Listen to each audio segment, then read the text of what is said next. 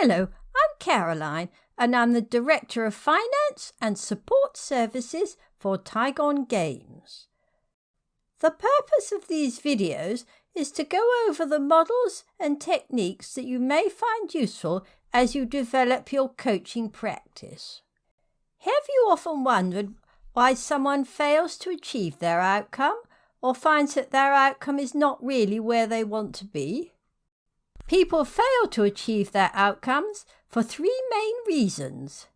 They may not be realistically achievable, they may be insufficiently motivating, and although they are desired, they may not be desirable from a wider viewpoint, and it's this that is often not explored enough. The first example relates to me. When I was younger, I'd set my heart on becoming like the actress Sharon Stone. The problem was that I was significantly shorter than Sharon, had the wrong colour hair, and my younger sister told me I was more like a Cabbage Patch doll than Sharon. The outcome was doomed. This example relates to my younger sister Alex, who is Chief Executive. We were discussing what our outcomes would be for the future, and Alex announced that she wanted to be more hands-on with health and safety. I made a mistake as I told her that she's never had much of an interest in operational stuff. Her strengths lay in being strategic. Alex got a bit stroppy about this, and I compounded the issue by telling her that her goal was doomed. At this point, she exerted her authority as chief executive over me. So what happened?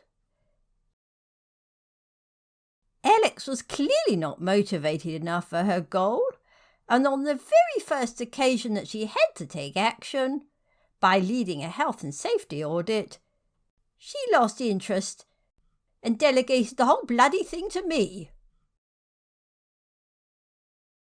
The third example examines what the consequences of achieving an outcome that is not congruent with the person, particularly when considering the wider perspective, i.e. others and the organisation.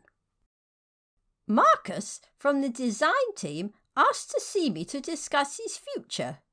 Marcus started working in my finance team, but moved to design as we thought he was very creative. Marcus said that he would like to be head of design.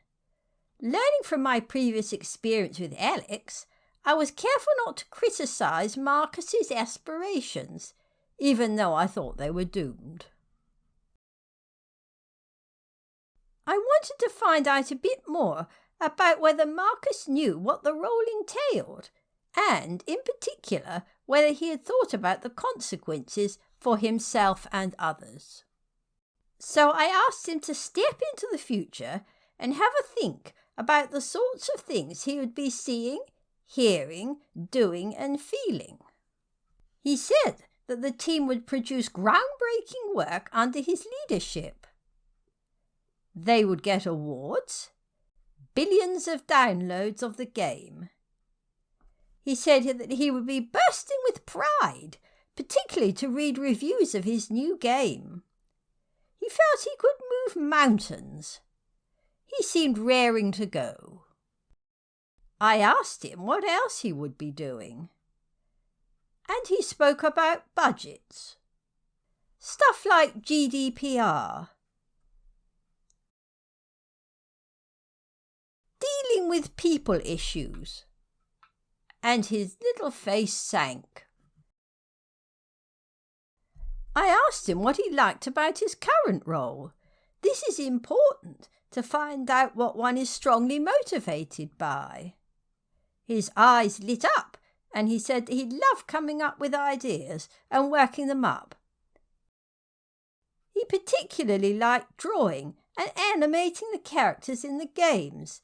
He also liked the camaraderie with the other designers and the support he got from his boss, Julia. I asked him how much of this he could transfer into his new role. Would there be anything he would have to stop? This is an important question. If a new role does not have enough overlap with one's motivations, then it is, regrettably, doomed. He thought that he would still be able to come up with ideas, but that others would have to work them up. He also realised that his relationship with the other designers might change now that he would be in charge. He would report into Yook, who he thought was nice, but is not Julia, the current boss whom he admires. I asked him for his thoughts, and he said that he loved designing. Being a volunteer at the food bank was important to him too, and he didn't want this time eroded by work issues, as he'd often seen Julia staying late in the office. We continue the discussion, as there is a lot more questions one needs to ask. He thought that he would like to further develop his design skills and win the Top Designer Award. This outcome seems a lot more congruent with Marcus. So recapping, outcomes fail because they may not be realistically achievable, they may be insufficiently motivating, and although they are desired, they may not be desirable from a wider viewpoint. The solution is to spend more time with the person at the start, identifying the outcomes and getting full details of what achieving their goal, or not, will be like in the future. This is what is known as a well-formed outcome. To help you, in the shared area of the Google Drive, there is a document on well-formed outcomes, along with a checklist.